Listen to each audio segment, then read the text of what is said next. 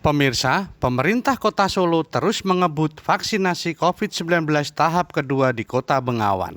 Setelah memulai vaksinasi pedagang pasar, kini giliran kelompok lanjut usia atau lansia yang divaksin.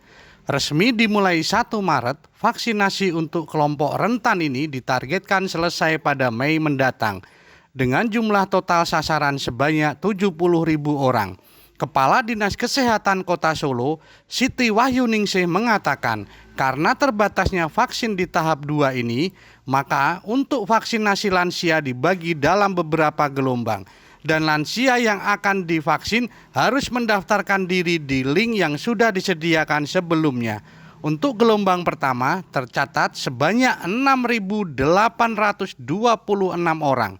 Sedangkan mulai awal Maret ini pendaftaran kembali dibuka untuk gelombang kedua dengan jumlah kuota sebanyak 4.000 orang. Sementara itu, Wali Kota Solo Gibran Rakabuming Raka mengatakan dari pantauan yang dilakukannya, warga antusias mengikuti vaksinasi, termasuk para lansia.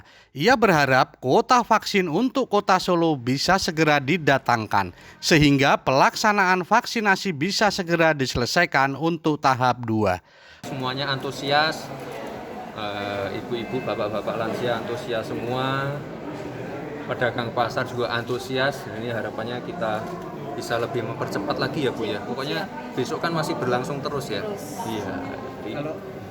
Yang penting itu, yang penting warganya kompak semua dan antusias. Itu yang paling penting. Kalau vaksinnya ready terus, ini kami yang di Solo juga siap untuk menyuntik terus. Kita datanya siap semua, warganya antusias semua. Jadi kita sudah dalam posisi siap terus. Wijayanti melaporkan untuk Jateng Pos TV dari Kota Solo, Jawa Tengah.